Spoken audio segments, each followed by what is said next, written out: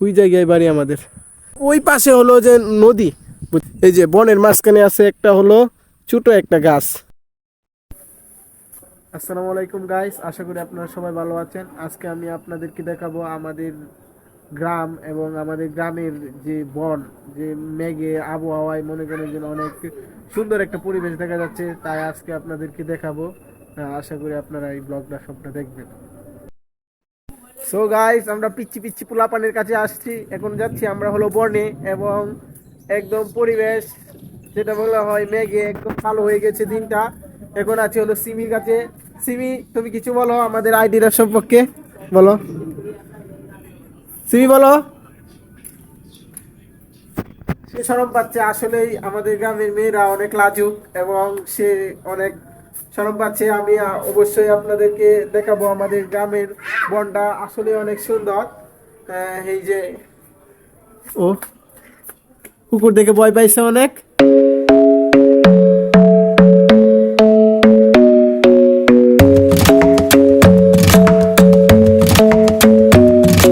The club isn't the best place to find the lovers, so the bar is where I go.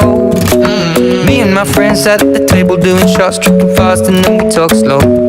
And you come over and start up a conversation with just me, and trust me, I'll আমাদের বনের কিন্তু বলতে গেলে যে ধান যে কৃষকরা কাটে, এই ধানগুলা কিন্তু কাটা শেষ, এবং বন বলতে গেলে একদম খালি। এবং আমরা যাবো এই বনে গিয়ে দেখবো যে বন ধান ছাড়া যে বনটা দেখতে কিরকম সুন্দর, এটাই আজকে জাস্ট গিয়ে আমরা দেখবো। আপনারা আমাদের পাশেই থাকেন। অনেকক্ষণ হাঁটার পরে আমরা চলে আসলাম হলো আমাদের বনে, এবং বনে আছে আমাদের বন যেটা বলা হয়। এই বনে অনেক ধরনের ফিশারি আছে এবং অনেক ধরনের গাছ গাছালি আছে। এখন আছি মনে করেন যে কলা গাছ, কলা বাগানে। এই যে কলা, তারপরে আছে হলো সাজনা গাছ, এগুলার ডাল, যে ডাল যে রান্না করে এই রান্নার মধ্যে এই ফলগুলা দেয়। এবং আমরা আরো সামনে যাই, আরো সুন্দর সুন্দর জিনিস আছে। এই যে দেখেন জাম গাছ, কিন্তু দুঃখের বিষয় জাম আসে নাই। এবং আপনারা দেখেন এই যে পুকুর, যেটাকে বলা হয় পিশারি, আমাদের গ্রাম অঞ্চলের ভাষায় বলা হয় পুকুর। পুকুরটা আসলে অনেক সুন্দর, মাছ আছে অনেক। এবং এই জায়গায় মনে করেন যদি গ্রাম অঞ্চলে তো বলতে গেলে কারেন্ট থাকে না, কারেন্ট যদি নাও থাকে, মনে করেন যে এই জায়গাগুলো যদি আইসা বসে থাকা যায় আসলে অনেক ভালো লাগে। এবং আপনারা দেখেন যে পাখিগুলা যে কিচিমিচি করে ডাকতেছে, অনেক ভালো লাগতেছে, এবং শব্দগুলো আপনারা শুনতে পাচ্ছেন। এই যে উপরে দেখা যায় না থেকে অবশ্যই। এবং দেখেন কাঁঠাল, এবং আরো অনেক অনেক সুন্দর সুন্দর জিনিস আছে, কিন্তু ভিডিওটা অনেক লং হয়ে যাবে, আপনাদেরকে আমি দেখাতে পারবো না। এই যে দেখেন কাঁঠাল গাছ, এই যে কাঁঠাল, এই যে কাঁঠাল, কাঁঠাল খাইছে। এগুলা সাধারণত ভাবে গ্রাম অঞ্চলে বলতে গেলে কাঁঠাল এত মানুষ খায় না, যেটা যাদের হয় অনেকগুলো হয় তা বাজারে বিক্রি করে দেয়। কিন্তু বাজারে বিক্রি করে দেয় কিন্তু ওরা খেতে পারে না, এবং বেশিরভাগ নষ্টই হয়। এবং এগুলা মনে করেন নানান ভাবে নানান কিছুই হয়, যেমন এই যে দেখেন পাট ক্ষেত, যেটাকে বলা হয় নাইলে, নাইলে আমাদের আঞ্চলিক ভাষায়, বুঝছেন। এই যে দেখেন নালিয়া, অনেক এরকম অজস্র অনেক কিছু আছে, এবং এগুলা নষ্ট হয়, তো আমরা খাইও না। এবং বেসিক্যালি ভাবে এই যে এখানে দেখেন এই পুকুরে আছে হলো এগুলাকে বলা হয় পেইসা শাক। পেইসা শাক, এগুলাকে বলা হয় পেইসা শাক। অনেক সুন্দর, এবং এই পুকুরটাও ছোট, পিশারিটা দেখেন। এই যে এগুলা জায়গায় আমাদের এখানে বেশিরভাগ কারেন্ট থাকে না, বুঝছেন, গ্রাম অঞ্চলে। তো কারেন্ট না দেখলে কি হবে, আল্লাহর যে দেওয়া যে প্রকৃতি, সুন্দর প্রকৃতি এবং সুন্দর পরিবেশ এবং বাতাস, সব মিলিয়ে যদি আয়সা আমরা এই জায়গায় বসে থাকি, যে এই জায়গাটা দেখছেন আমাদের বাড়ি ওই যে, হ্যাঁ ওই জায়গায় বাড়ি আমাদের। কিন্তু এই যে এই আবার ওই পাশে হলো যে নদী, বুঝছেন, নদী।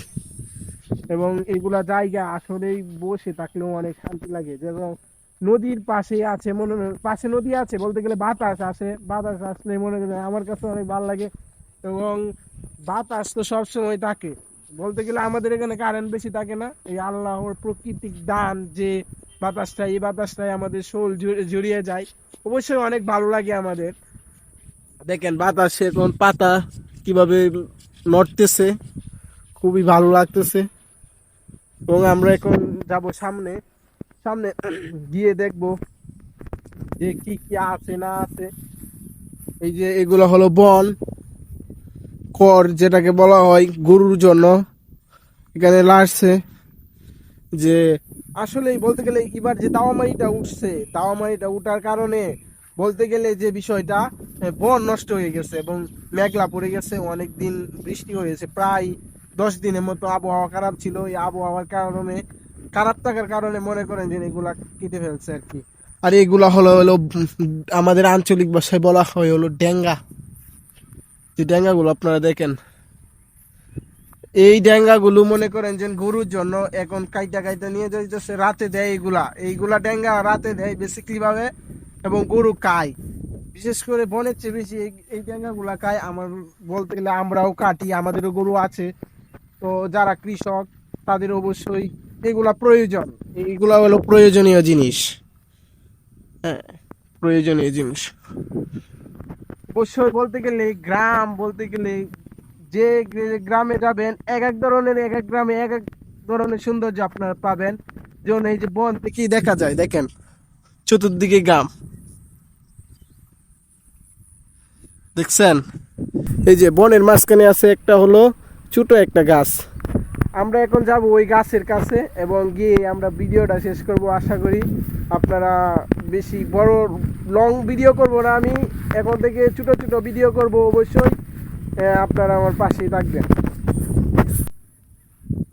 সাধারণত ভাবে আমি এখন যে জায়গাটা দেখাবো এটাকে বলা হয় হলো জমির আইল, যেটা আমাদের গ্রাম অঞ্চল ভাষায় বলা হয় এটা হলো জমির আইল। আর আপনারা দেখেন যে এখন আধুনিক যুগ, এবং আধুনিক যুগ থাকার কারণে যে মেশিন দিয়া ধান কাটে, ক্ষেতের কি অবস্থা করে এবং কৃষকের আইলগুলোকে কিভাবে নষ্ট করে আপনারা দেখেন। এই যে দেখেন কি অবস্থা, একদম ক্ষেতের অবস্থা নষ্ট করে দেয়। তারপরে মনে করেন যে যখন যখন লাগানোর সময় হয়, আবার যখন লাগাবে, আবাদ করবে, চাষ করবে জমি, তখন অবশ্যই এই জমিটাকে নষ্ট নষ্ট হয়ে যায়। তখন কৃষকের আরো বেশি কষ্ট করতে হয়। কষ্ট করে ওই সাইডের মাটি এই সাইডে আনতে হয়, এই সাইডের মাটি ওই সাইড নিয়ে টাইম না মই দিতে হয়, খুবই অসুবিধা হয়। যা আপনাদের আমি বুঝিয়ে বলতে যতটুকু পারতেছি ততটুকু বলতেছি। বলতে গেলে নতুন অবস্থায় কিন্তু অনেক কষ্ট হয় তাদের, যে এই মিশিংয়ের কারণে, মানে আইলগুলো নষ্ট হয়ে যাওয়ার কারণে। এবং অজস্র আপনারা দেখতে পারবেন যে গরু ছাড়া এখন বন খালি, এবং থাকার কারণে মনে করেন যে যে গরুর বজ্র, এই যে গরুর বজ্র পটি, এরকম অজস্র অনেক কিছু আছে।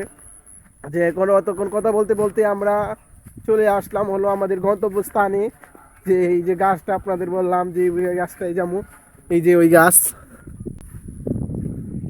গাছটা অবশ্যই সুন্দর। এই যে বন,